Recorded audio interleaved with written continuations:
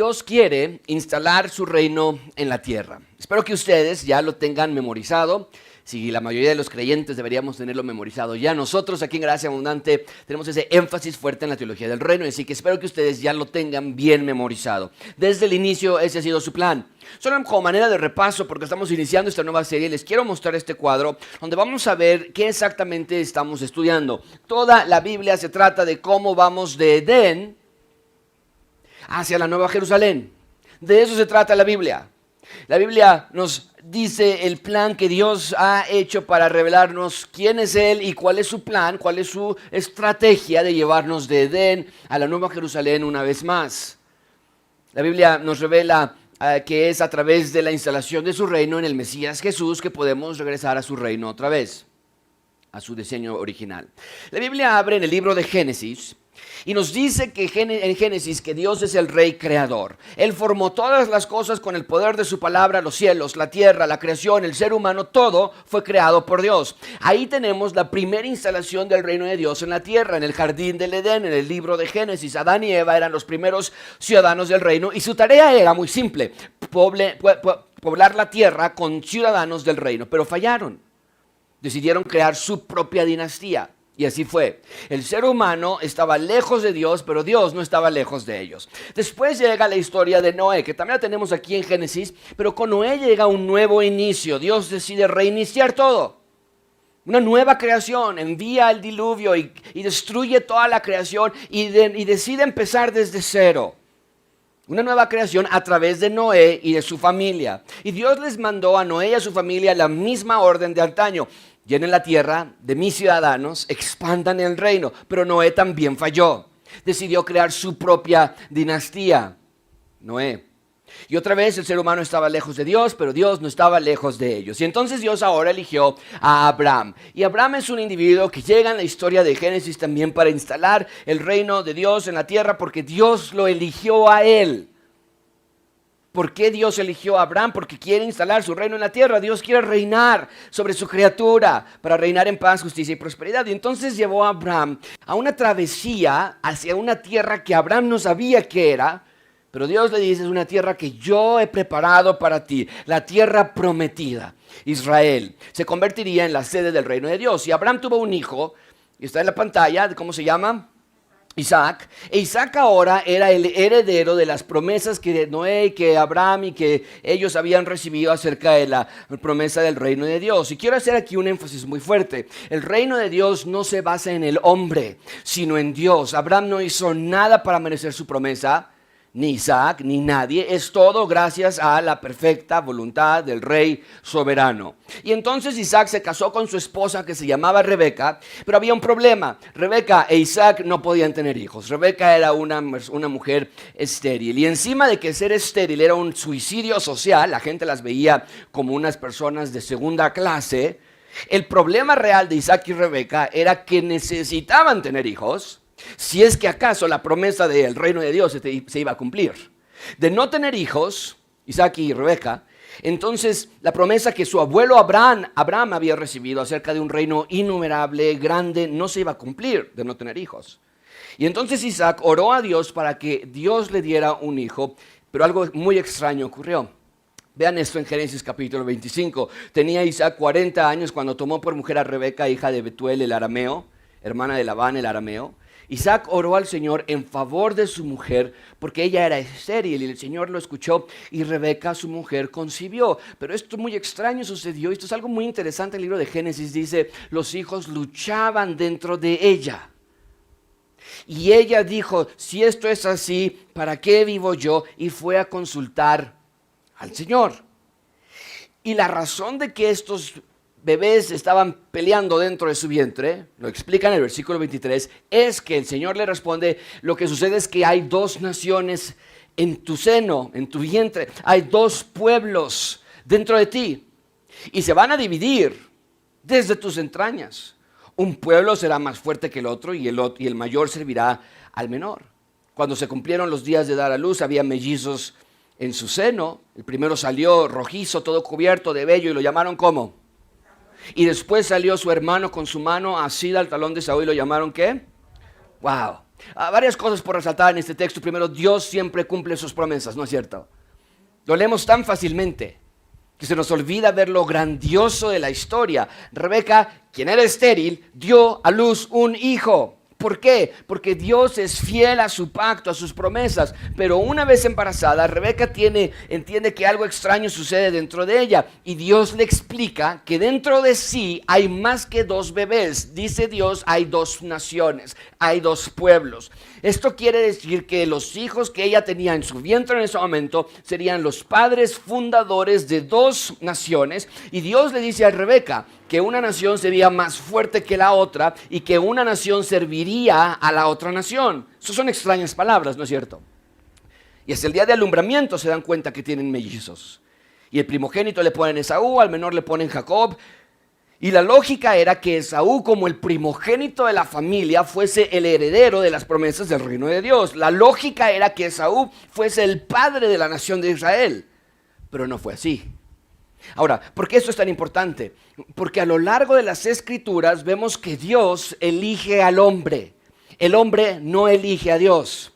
Y este evento es una muestra más de ello. Ya como adulto, y ponga mucha atención con esto porque lo vamos a revisar la próxima semana, pero ya como adulto, Esaú despreció su primogenitura. Y esa palabra despreciar es muy importante. Y si ustedes empiezan a leer Malaquías, adelantándose ya al resto del texto del capítulo 1 que vamos a estudiar la próxima semana, ustedes van a encontrar esa palabra que se repite muchas veces, despreciar. Dice Dios, ustedes desprecian mi nombre. Los sacerdotes desprecian mi altar. Pero Esaú despreció su primogenitura y la vendió a su hermano menor por un plato de lentejas. No le importó a Esaú la relación que tenía con el reino de Dios como primogénito, sino que tan fácilmente vendió su primogenitura a su hermano menor. Y la historia del reino de Dios, la promesa de la tierra prometida, nada de eso le importó a Esaú. Y entonces Jacob se convirtió entonces en el primogénito legal de la familia. Y por lo tanto se convirtió en el heredero de la promesa del reino de Dios en la tierra. Y tal y como Dios se lo dijo a Rebeca, Esaú y Jacob eran más que solo hermanos. Eran padres de dos naciones. Véanlo de esta manera. Esaú se convirtió en el padre de la nación de Edom, los edomitas. Mucha atención. Y Jacob se convirtió en el padre de la nación de Israel, los ¿qué? Y de verdad, mucha atención con ese dato porque lo vamos a volver a ver en el texto que tenemos hoy. Acuérdense de esta frase, los edomitas, la nación de Edom, vienen de Esaú. Y viene nuestro texto que leímos hoy. Pero entonces, en resumen, Dios eligió a Adán, a Eva, a Noé, a Abraham, a Isaac, y de manera inesperada se salió del script y elige a Jacob también. ¿Por qué digo que de manera inesperada? Otra vez, porque Esaú era el primogénito. Pero Dios eligió a Jacob para ser el heredero del pacto de Dios, mientras que Esaú quedó fuera del pacto. Esto es algo que Pablo explica años después, años más tarde, en Romanos 9, véanlo ustedes. Y no solo esto es Pablo hablando cientos de años después. Y no solo esto, dice Pablo, sino que también Rebeca concibió mellizos de uno, nuestro padre Isaac. Eso lo acabamos de estudiar, lo acabamos de leer.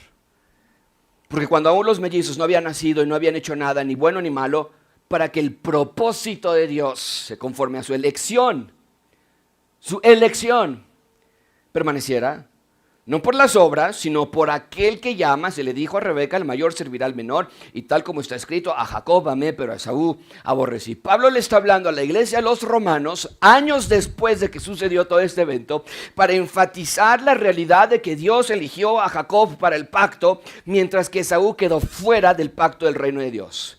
Y hoy vamos a ver las implicaciones de esta realidad. Pero quería explicar esto porque vemos la secuencia del reino. Por eso tenemos a Noé, por eso tenemos a Abraham, por eso tenemos a Isaac. Y después llega Jacob en lugar de Esaú, porque Esaú vendió su primogenitura. Y luego entonces Jacob, ¿alguien se acuerda cuántos hijos tuvo Jacob? ¿Alguien se acuerda cuántos hijos tuvo él? 12, exactamente. Y estos 12 hijos se convirtieron en las 12 tribus de Israel. Y lo que comenzó como una familia grande de tener 12 hijos, se convirtió después en una nación grande y que eventualmente cayó a la esclavitud de los egipcios. Y es entonces cuando Dios levanta a Moisés y rescata a través de Moisés, los saca de Egipto y los lleva de nuevo a la tierra prometida. Esa tierra prometida de la que tanto nos hablan las Escrituras. Y de la mano de Moisés y Josué llegan finalmente al reino de Dios y llegan a Jerusalén. la ciudad santa, la ciudad de Dios. Y una vez en Jerusalén, Israel se formó, como lo pueden ver ustedes en el cuadro. Llega aquí Israel, Israel está aquí y llega al trono del rey David. Y llevó David al reino a una prosperidad sin igual. La expansión del reino alcanzó una altura sin comparación. Pero cuando llegó su hijo Salomón, las cosas, y más particularmente los hijos de Salomón, las cosas comenzaron a cambiar. El reino se apartó de Dios, se dividió en dos, el reino del norte, el reino del sur. Y el reino del norte cayó a mano de los terribles asirios y el reino del sur cayó a mano de los terribles babilonios después. 100 años después. Y fueron capturados y estuvieron allí. El reino del sur estuvo allí 70 años. Y Dios les dijo que después de 70 años podrían regresar a Jerusalén. Y a través de líderes como Zorobabel y Esdras y Nehemías, acabamos de estudiar eso, el templo fue reconstruido, el altar también fue reconstruido. Nehemías llegó y las murallas y las puertas fueron restauradas, fueron reparadas. Y Nehemías reconstruyó la ciudad y la inauguraron. Y una vez que Nehemías terminó la obra en Jerusalén, se regresó a Persia porque su empleo era ser copero del rey. Y Nehemías tardó 12 años en regresar. 12 años en regresar para ver cómo estaban las cosas en Jerusalén. Alguien, a ver si puso atención en la serie de Nehemías, ¿alguien se acuerda qué encontró Nehemías cuando regresó 12 años después de que los dejó peinaditos, arreglados, alabando a Dios, con todo reparado, todo recién pintado? Se va de su trabajo en Persia y regresa 12 años después. ¿Qué es lo que encuentra? ¿Encuentra a un Israel devoto a Dios o a un Israel rebelde a Dios? ¿Qué encuentra? Rebelde. Pero mucha atención con esto. En este lapso de que Nehemías llega a restaurar Jerusalén y que Nehemías regresa a revisar cómo están las cosas, pasaron 12 años. En ese lapso es donde tenemos al profeta Malaquías obrando, ministrando, predicando. Ahí entra el profeta Malaquías, un profeta que está predicando la palabra de Dios en Jerusalén. En lo que Nehemías se fue, esos 12 años, ahí está Malaquías, que les está llamando la atención para que no estén en rebeldía. Entonces, en realidad seguimos con la historia que dejamos pendiente en Esdras, Nehemías y Esther. No nos hemos movido mucho.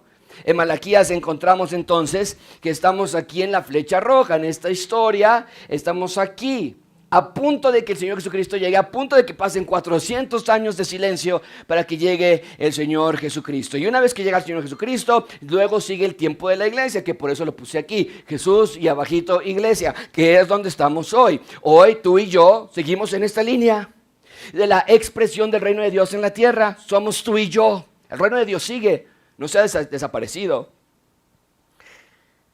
Y la iglesia es la expresión en este momento del reino de Dios en la tierra. Pero no vamos a hacer la expresión para siempre. Porque aun cuando esperamos nosotros ser el reino de Dios en este momento, aún estamos esperando a la plena llegada del reino de Dios. ¿Y cuándo va a suceder eso? Lo pueden ver en este cuadro, cuando llegue la nueva Jerusalén. Ahí será la plena expresión del reino de Dios en la tierra. Entonces, esa es la serie que estamos por comenzar. Malaquías es el último profeta de Dios en Israel. Después de Malaquías vendrán 400 años de total silencio y luego de esos 400 años llegará el Señor Jesucristo. Por eso elegí Malaquías. Inmediatamente después de Malaquías vamos a estudiar Mateo, porque llega entonces el Rey Jesucristo después de esos 400 años, y esta serie se llama El Rey y su Reino. ¿Qué fue lo último que dijo el último profeta de Israel? Lo vamos a ver en Malaquías. Pero quiero que tengan en mente el contexto de Malaquías. Quiero que tengan en mente que en realidad seguimos en el periodo de Esdras y Nehemías. En Malaquías leemos del mismo Israel que se puso a trabajar con Nehemías para reconstruir la ciudad. Y se acuerdan ese texto tan hermoso que decía que con una mano tenían la espada preparada para defender y con la otra estaban construyendo el templo, las murallas, reparando las puertas. ¿Recuerdan todo eso? ¿Recuerdan cómo Esdras se levantó en el púlpito que le construyeron y predicó la palabra de Dios y la gente lloraba de escuchar la palabra de Dios? Es el mismo Israel aquí en Malaquías, son las mismas personas. Nehemías se tuvo que regresar a trabajar a Persia como copero del rey. Ese era su trabajo. El rey le había dicho: si puedes regresar, pero regresas pronto. Y se regresó. Esdras sigue como sacerdote, intercediendo por ellos. Pero conforme pasan los días y los meses y los años, Israel se comienza a apartar de Dios y Malaquías entra en escena. Lo repito otra vez, Israel sigue cautivo bajo los persas. Nehemías reconstruyó la ciudad, pero hay rebeldía, hay desobediencia, necedad, hay falta de amor al rey. Es un Israel ingrato, es un Israel malo, pecador. Ahí es enviado Malaquías. Malaquías está dividido, el libro de Malaquías está dividido en 6 diferentes secciones. Cada sección comienza con una frase que Israel repetía. Y Dios les va a mostrar que cada frase que ellos repetían es mentira. Malaquías es un libro que les va a demostrar la verdad de Dios. Les quiere llamar la atención. Les quiere dejar en claro que Dios los ama y que es paciente para con ellos. Ese es el punto principal del sermón. Dios quiere que veamos que su amor es incondicional porque su pacto es eterno. Cuando Dios hace un pacto, cuando Dios hace una promesa, nada lo puede detener. Nuestro rey nos ama incondicionalmente, no porque lo merezcamos, sino porque su pacto es eterno, inamovible, inmovible, inalterable. Iglesia, en Malaquías vamos a ver a un rey que les llama la atención a sus súbditos, porque a pesar de que ellos habían visto como Dios había puesto en el corazón del rey Ciro, el rey de Persia, Dios puso en su corazón permitirles regresar a Jerusalén. A pesar de que el rey les envió a Esdras, a pesar de que el rey les envió a Nehemías, a Esther, quien con la providencia de Dios rescató a toda la nación de muerte. A pesar de todo eso, Israel comienza a creer y a decir ciertas frases y ciertas maneras de pensar que son totalmente incorrectas. Así que vamos a examinar cada una de estas 6 filosofías a lo largo de las siguientes 6 semanas, una filosofía por semana. Hoy veremos la primera. ¿Qué empezaron a decir y pensar los judíos en el tiempo de Nehemías? Cuando Nehemías se regresa, empezaron a decir entre ellos, y prepárate para escuchar esto, no lo vas a creer, empezaron a decir entre ellos, oye, Dios no nos ama. Este grupo de personas a los que Dios literalmente los rescató de morir porque envió a Nehemías, a Esther y a Esdras, este grupo de personas que vieron la mano de Dios al construir el templo, el punto de reunión de Dios con los hombres, decían, Dios no nos ama. Y veremos qué dice Dios al respecto. Vamos a revisar 3 puntos. Número 1, la palabra del rey, amor del rey y finalmente el reino del rey. Vean conmigo, en primer lugar, la palabra del rey. Número 1, la palabra del rey. Versículo 1. Oráculo de la palabra del Señor a Israel por medio de Malaquías. Lo primero que leemos en el libro de Malaquías es la clarísima afirmación de que el documento que los judíos estaban recibiendo de la mano de Malaquías era un documento notarial, oficial, registral, que comunicaba las palabras del rey. Sí, Malaquías lo estaba por predicar. Sí, Malaquías era el comunicador, era el mensajero. Pero que no quepa duda, este documento no es de procedencia humana, sino divina. El punto es este, amigos. El rey tenía un mensaje audible para sus ciudadanos. Las cosas no estaban bien. Israel se estaba descarrilando. Y entonces Dios les habla por medio de esta profecía. La palabra oráculo habla de eso, de profecía, de revelación. Entonces, Dios estaba por revelarles su voluntad, su mente, su persona, su santidad. El lector original, cuando llegó Malaquías, tendría que haber escuchado a Malaquías y darse cuenta de qué es lo que Dios esperaba de ellos exactamente. No había ambigüedad con Dios, era claro, el mensaje de Dios es preciso. Y amigos, con nosotros es igual. Nosotros también somos ciudadanos del reino de Dios y nosotros también nos podemos comenzar a enfriar. Y no dudo que hay personas aquí que están enfriándose, que están alejándose sutilmente, puede ser. Y si ese es tu caso esta mañana, Dios te está diciendo a ti esta mañana, deja de jugar a ser cristiano, regresa, arrepiéntete y sigue adelante. No estás escuchando este mensaje por accidente. Dios quiere que te des cuenta de que lo que estás haciendo o lo que no estás haciendo está incorrecto, es malo y que corrijas tu rumbo. Bien, lo primero que leemos entonces es, este documento no transporta un mensaje cualquiera, sino que son las mismísimas palabras del rey del mundo. ¿Qué más vemos en el versículo 1? Dice el versículo 1, oráculo de la palabra del Señor por medio de Malaquías a Israel. Oráculo de la palabra del Señor a Israel por medio de Malaquías. No solamente vemos el autor intelectual de este libro, que es Dios, sino que también vemos al destinatario de este libro, que es Israel. Y otra vez, si no tenemos cuidado, leemos estas palabras sin ver la relevancia teológica. A ver, ¿qué dijimos que Israel está haciendo en este momento? La mayoría está en Persia, ¿no es cierto? Porque no quisieron regresar, se quedaron en Persia, donde estuvieron a punto de morir a manos de Amán, pero Esther intercedió por ellos y Dios los salvó. Y los judíos que sí regresaron a Jerusalén están reconstruyendo todo el tiempo, ¿no es cierto? Es lo que leemos en Esdras, Nehemías y Esther, reconstruyendo y que reparando y que juntándose para el templo, las puertas, las murallas, todo. Porque la ciudad había sido totalmente destruida por los babilonios y entonces los ciudadanos del reino de Dios tienen que reconstruir Jerusalén. Pero amigos, no quiero que pierdan de vista el porqué. No es porque Dios sea necio. No es porque Dios esté empedernido en que Israel se instale en Jerusalén. Y nosotros decíamos, ya Dios, ya por favor, bájale. Ya, no, ¿por qué tanto? Ya búscate otro pueblo. Búscate otro lugar. O sea, ¿qué tiene de especial Israel? Y la respuesta es nada. Israel no tiene nada de especial. Entonces, ¿por qué es tan durísimo? Con tanta construcción, que reconstruyan el altar y que reconstruyan el templo y que reconstruyan todo. ¿Y cuál es la respuesta? Porque Dios quiere instalar su reino en la tierra. Dios quiere estar entre nosotros, tal y como era al inicio en Génesis. Entonces, cuando leemos este primer versículo, que Dios les está hablando a ellos, es un recordatorio de la relación íntima que Dios tenía con ellos. Ellos eran su pueblo. Ellos eran su nación, ellos eran sus ciudadanos. Por eso tenemos estas cartas escritas a Israel y no a Persia. No tienes en la Biblia ninguna carta que diga esta carta es para Persia. Hay mensajes, por ejemplo, al de Nínive, pero ningún libro de la Biblia está completamente escrito para un pueblo que no sea Israel.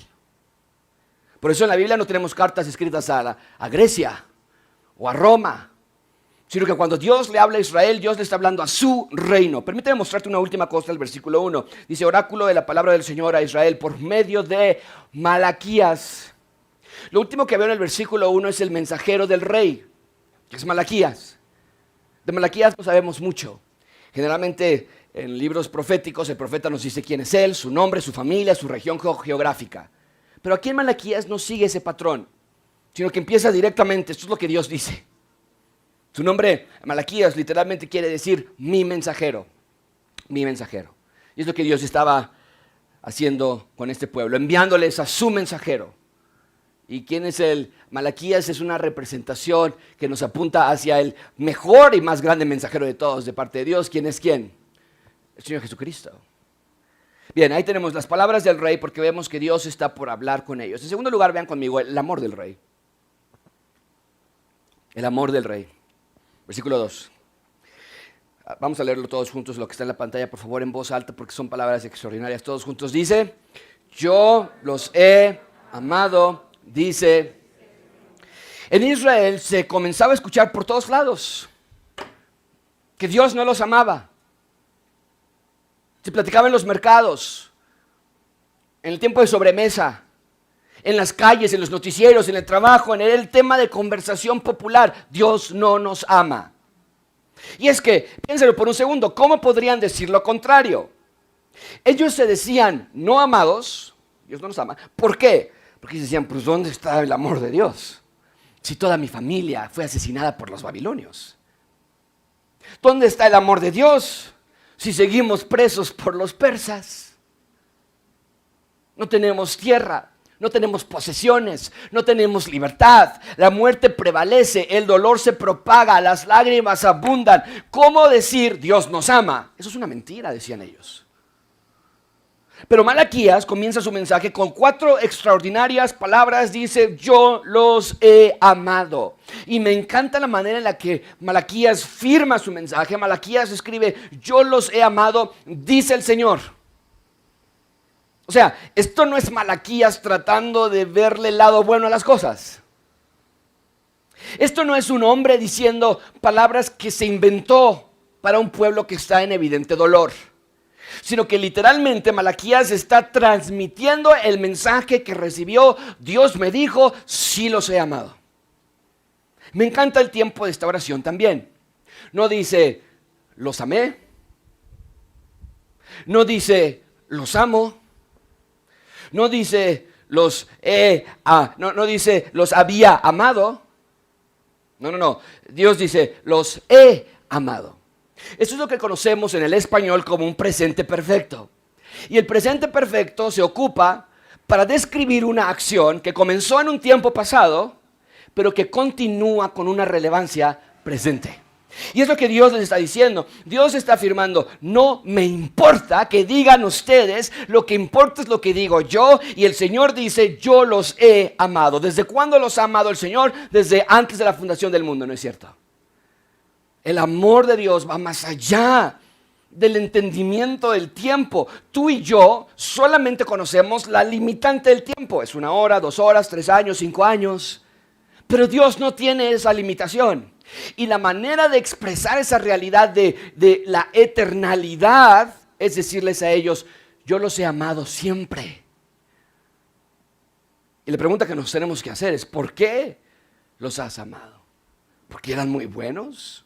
No. ¿Porque Dios sabía que serían una nación extraordinaria? No. Dios los ha amado porque Dios eligió a Israel para ser la sede de su reino. Dios eligió a Israel por gracia, por misericordia, por amor. Por lo menos así nos lo dice Moisés a Israel. Se lo dice Moisés a Israel en Deuteronomio 7. Veanlo, está en la pantalla. Porque tú eres pueblo santo para el Señor tu Dios. Este es Israel. Estos cientos de años antes del texto que estamos estudiando en Malaquías. Y le dice a Moisés, ustedes son pueblo santo para el Señor tu Dios te ha escogido para ser su pueblo, pueblo suyo, de entre todos los pueblos que están sobre la superficie de la tierra. Pero ve lo que dice Moisés, me encanta esto, el Señor no puso su amor en ustedes, ni los escogió por ser ustedes más numerosos que otro pueblo, sino porque eran el más pequeño de todos los pueblos. Mas porque el Señor los amó, otra vez, y los guardó, y guardó el juramento que hizo a sus padres, el Señor los sacó con mano fuerte y los redimió de casa de servidumbre de la mano de Faraón, rey de Egipto. Dios ama a Israel por amor a su nombre, por amor a sus promesas. Mucha atención con esto. Dios ama a Israel por amor a su reino.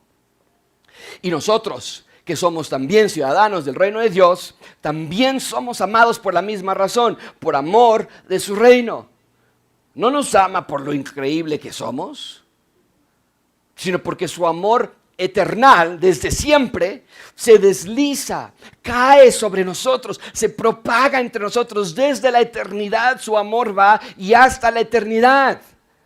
Pero quiero que vean la tensión en este texto. Israel está en un periodo oscuro, no se merecían el amor de Dios. Dios pudo haber comenzado el libro de Malaquías diciendo, no los amo. Ya.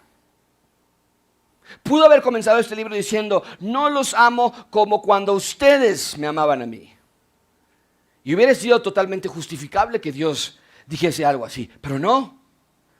Dios abre su mensaje con palabras de amor a un pueblo que no se merecía palabras de amor. Dios abre este mensaje afirmando que su pacto seguía en pie. Dios no los había abandonado ni olvidado. Ellos seguían siendo tan amados como siempre habían sido amados. Sin variación, sin cambios. No eran menos amados a pesar de que estaban de cabeza espiritualmente. Amigos, quiero que vean el dulce amor de Dios. Quiero que vean las esperanzadoras palabras de Dios. Israel, los amo, aún los amo. Pero estas palabras no nada más son para Israel, sino también para ti y para mí. Pablo lo dice así en Romanos 8:39, ni lo alto, ni lo profundo, ni ninguna otra cosa creada nos podrá, ¿qué? Separar de ¿qué? Del amor de Dios, que es en Cristo Jesús, Señor nuestro. Gracia abundante, el amor de Dios para nosotros tampoco cambia. No hay variación en el amor de Dios para ustedes. Si lees tu Biblia todos los días, como deberías, si predicas de Cristo a todas las personas con las que puedes predicarles, como deberías, o si te alejas de Él y estás en rebeldía a su voluntad, Él te ama igual todos los días, sin variación en la intensidad de su amor por ti. Entonces, lejos de que esto provoque un sentido de obligación en nuestras vidas, de que bueno, pues ahora tengo que obedecer a Dios, aquí lo que dice en la Biblia, tengo que hacerlo en mi vida también, debería provocar un deseo de amarle también a Él, como Él nos ha amado a nosotros. Iglesia, no abusen del amor de Dios. No confundas el amor de Dios hacia ti por indiferencia.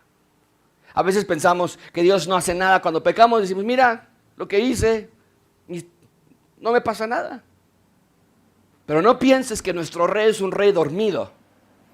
No confundas su paciencia por indiferencia, sino que vive apreciando su continuo amor por ti.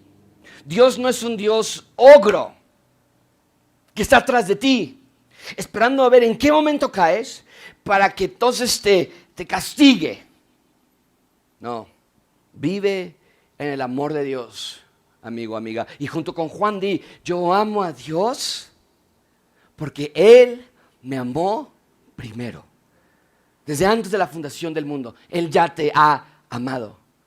Bien, Dios abre entonces expresando su mensaje, yo los he amado, eso es lo que Dios decía. Y se lo clarifica. ¿Por qué? Escuchen lo que los judíos decían. ¿Por qué Dios tiene que hacer esta afirmación?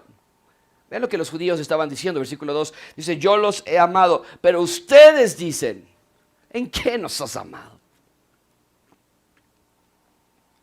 ¿Que Dios nos ama? Decían ellos. ¿De dónde? La conversación popular de los judíos, cuando iban a un restaurante o cuando estaban esperando en la cola por las tortillas o cuando estaban en el banco o cuando iban a visitar a las familias, la conversación popular, nos dice el texto, era, Dios no nos ama. No, había sarcasmo, había ironía, había resentimiento, había enojo de parte de ellos hacia Dios. Ellos decían, no, pues mira, imagínate, si Dios no nos amara, ¿cómo estaríamos entonces? Y así Dios nos ama. Los judíos criticaban a Dios por la forma en la que eran amados. Se sentían no amados, se sentían ignorados, se sentían abandonados, olvidados. ¿Por qué? No porque estuviesen locos. A veces leemos textos como estos y decimos, bueno, ¿qué estaban pensando? Pero no, quiero que te pongas en su lugar por un minuto. No estaban locos. Veían las cosas y decían ellos, esto no está bien, esto no es normal. Estamos exiliados, sin libertad, sin la nación grande y poderosa que Dios le había prometido a Abraham. No estaban llenando la tierra como la arena del mar, le dijo Dios a Abraham. Ni tampoco eran incontables como las estrellas del cielo. Eran un pueblo insignificante. En este momento eran un pueblo débil, en peligro de extinción. Eran el hazmerreír de los reinos del Medio Oriente. En un periodo de historia donde los asirios estaban controlando todo, justamente cuando conquistaron el reino del norte, los asirios, se empiezan a hacer muy fuertes los asirios, pero Babilonia comienza a hacerse fuerte también. Y los babilonios destruyen a los asirios. Egipto viene a defender a los asirios porque no quería Egipto que Babilonia se hiciese una potencia mundial. Y Egipto viene a pelear también contra los babilonios, pero Babilonia destruye a los egipcios, destruye a los asirios y se hace el imperio más grande en ese momento. Y entonces Israel en ese momento queda libre porque ellos estaban bajo las manos de los asirios. Y por unos cuantos años dicen ya estamos independientes. Pero eran el hazmerreír porque decían independientes de qué. Y mandaron una cuadrilla de soldados y conquistaron de nuevo a Israel. Eran débiles. Y encima de todo eso, la cantidad de sufrimiento que han pasado es increíble. Los babilonios mataron a miles y miles de judíos y los persas eran terribles opresores, crueles, malos, despiadados. Entonces, decir Dios nos ama era como una burla a su intelecto. Decían, no. Pero ahí está el problema, ¿no es cierto? No podemos medir el amor de Dios hacia nosotros de esa manera. Primero, la razón por la que estaban pasando todo lo que estaban pasando era su propia culpa. Para empezar, ellos habían desobedecido a Dios y Dios les había dado la consecuencia de su pecado. Fue su decisión. Nadie los obligó a pecar en contra del rey de esa manera. Y sin embargo, ahora que están cosechando lo que ellos mismos sembraron, la culpa la tiene Dios. Dios no nos ama. Es todo lo contrario. ¿No es cierto? ¿Qué dice Hebreos 12:6? Porque el Señor, ¿qué? Leámoslo todos juntos, que dice, al que ama. Entonces, mucha atención con esto. Su enojo por estar en las condiciones en las que estaban, los llevaba a pensar que Dios no los amaba, pero no se daban cuenta que era precisamente el amor de Dios que los tenía en disciplina. Y la pregunta que nos tenemos que hacer es, ¿por qué los amaba Dios de esa manera? ¿Por qué no los abandonaba? Y la respuesta es muy simple, porque Dios así los había elegido. Dios eligió amar a Israel. Ven conmigo el resto del versículo 2 y 3. Yo los he amado, dice el Señor. Pero ustedes dicen, ¿en qué nos has amado? Y el Señor les responde, oye, ¿qué no Esaú era el hermano mayor de Jacob? ¿Qué no Esaú era el que se merecía las promesas? Le dice Dios. Sin embargo, yo amé a Jacob y aborrecí a Esaú e hice de sus montes desolación y di su heredad a los chacales del desierto. Dios les recuerda de la elección entre Jacob y Esaú. Israel está diciendo, ¿cómo que Dios nos ama? Esto no puede ser cierto, Dios no nos ama. Pero Dios les responde al recordarles que no Esaú era el primogénito y aún a pesar de eso elegía a Jacob. Y aquí es donde se conecta lo que les dije al inicio del sermón. Esaú era el hermano mayor y Jacob era el hermano menor, y Esaú como hermano mayor era el receptor de las promesas, pero en un acto de amor y elección soberano Dios elige a Jacob como el padre de la nación de Israel y Esaú queda fuera del pacto. Por cierto, cuando dice el versículo 4 que Dios aborreció, el versículo 3 que Dios aborreció a Esaú, estas palabras nos llegan a sonar duras, pero no está usando la palabra como tú y yo la ocupamos hoy. No es que hoy decimos cuando aborrecemos a algo o a alguien, es como odiar a alguien. Dios no odiaba a Esaú. No está hablando de gustos. Aquí no está hablando si le caía bien o no. Dios está hablando en términos legales. Y lo único que está diciendo es, Jacob entró al pacto, decidí desechar a Esaú. Esaú no entra al pacto de la promesa del reino de Dios. Él no. Pero recuerden por favor, que Dios está hablando de dos naciones, no está hablando de individuos en particular. Recuerden, eso fue lo que Dios le dijo a Rebeca, en tu vientre hay dos naciones. Y yo ya se los había dicho, se los pongo otra vez, Esaú se convirtió en el padre de la nación de Edom, los edomitas, Jacob se convirtió en el padre de la nación de Israel, los israelitas. Entonces, en su soberanía, porque Dios es el rey del universo, Dios eligió a Jacob, es decir, a Israel, la nación, para ser el reino de Dios. Mientras que desechó a Esaú, es decir, a Edom, para que ellos no sean el reino de Dios.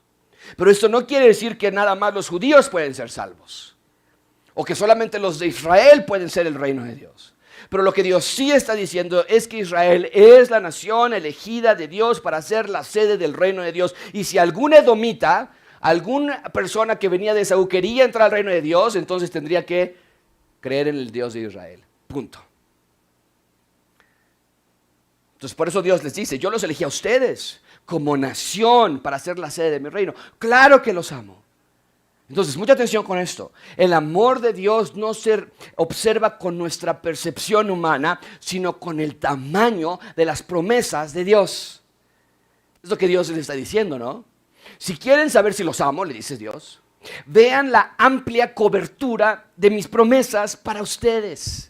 No hay comparación. Nadie tiene las promesas que ustedes tienen en Israel. Es lo que Dios les está diciendo. Por eso agrega en el versículo 4, aunque Edom diga, sí nos destruyeron, pero vamos a volver a edificar, vamos a levantar las ruinas. No. El Señor de los ejércitos dice así, ellos tal vez sí van a edificar, tal vez sí van a reconstruir, pero yo destruiré y los van a llamar territorio impío y pueblo contra quien el Señor está indignado para siempre.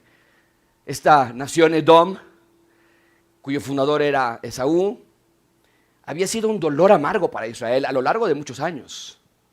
Eran enemigos crueles y malos en contra de Israel. Y aparentemente, mientras que en este momento Israel está cautivo, pasando por momentos oscuros, terribles, por su propio pecado, aparentemente los israelitas comienzan a escuchar que sus archienemigos, los edomitas, están haciendo planes para reconstruir su imperio y su gloria.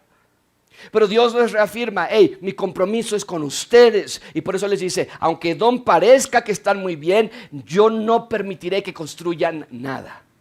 El punto es este, Israel, yo los amo. amo mi reino, quiero instalarlo en la tierra. Entonces no tengan duda que los he amado desde siempre. Nada ha cambiado, nada ha alterado mi plan y pacto para ustedes. Dios les está llamando la atención fuertemente y les está diciendo, dejen de decir que no los amo, sáquense eso de la cabeza, es una mentira.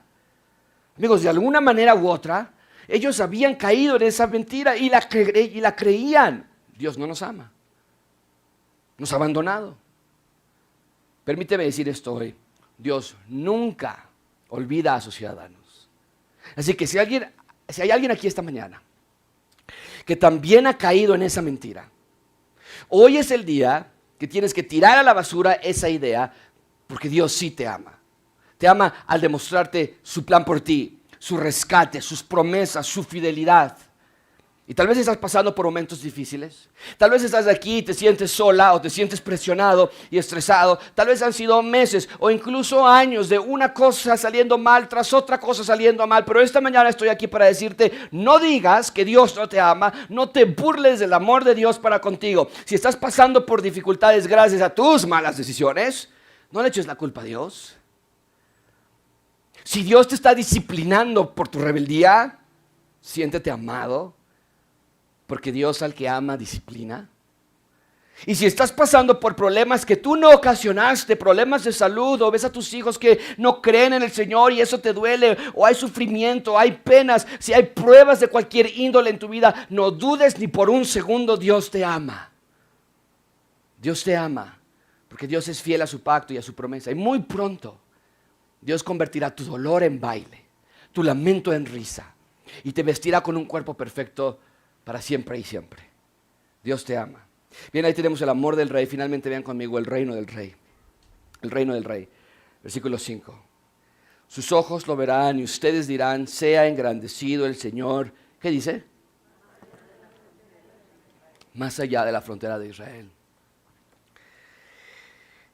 El rey estaba hablando de un momento en el futuro, en el que la nación de Israel ya no duraría más del amor de Dios. Ellos verían que el rey no los abandonó. El punto es este, amigos. La disciplina produce un buen fruto. El autor de Hebreos lo dice así, Hebreos 12:1. Al presente ninguna disciplina parece ser causa de gozo, sino de tristeza. Sin embargo, a los que han sido ejercitados por medio de ella, después les da fruto apacible de justicia. Es exactamente lo que Dios les está diciendo. Hey, ustedes verán que no fue en vano. Dios no está loco. Dios no está jugando con nosotros. Si necesitamos disciplina, Dios nos dará disciplina. Pero eso no quiere decir que Dios no nos ama o que ha olvidado su pacto para con nosotros. ¿Por qué? Porque Dios quiere instalar su reino en la tierra. Dios ama a los ciudadanos de su reino. Vean de nuevo versículo 5, sus ojos lo verán y ustedes dirán, se ha engrandecido el Señor más allá de la frontera de Israel. Pueden ver que el plan de Dios es para el mundo, no nada más para Israel. Este plan de engrandecer su nombre es más allá de la frontera de Israel. El reino de Dios no nada más era para Israel, sino más allá de su frontera. O sea, a través de la disciplina de Israel, el reino de Dios llegaría al resto del mundo. ¿Qué está diciendo Dios en este primer discurso? En Malaquías Dios les está diciendo, ustedes creen que no los amo porque están cautivos y porque están sin tierra. Pero no es así. Yo siempre los he amado. Y si están en disciplina es para su propio bien, porque los amo. Y porque a través de la disciplina mi reino llegará al resto del mundo. Iglesia, nosotros podemos atestiguar que Malaquías no estaba mintiendo. El rescate sí llegó, el Mesías sí llegó. ¿En quién llegó este rescate? ¿En quién llegó este Mesías? ¿Cómo se llama esa persona? Jesús. Por eso, junto con Malaquías, nosotros también podemos decir, Dios sí nos ama. Leamos todos en voz alta, por favor, el 1 de Juan 3:1, y es una excelente manera de cerrar esta predicación. Todos juntos en voz alta, lo más fuerte que puedas leerlo y agradeciendo al Señor. Este es un texto de expresión, de agradecimiento, y todos juntos decimos, miren cuán amor nos ha otorgado el Padre, que seamos llamados hijos de Dios. Miren cuán gran amor nos ha dado el Padre. Iglesia, qué gran Rey de amor tenemos. Entonces ahora vive una vida amando a aquel que te ha amado desde siempre. Oremos.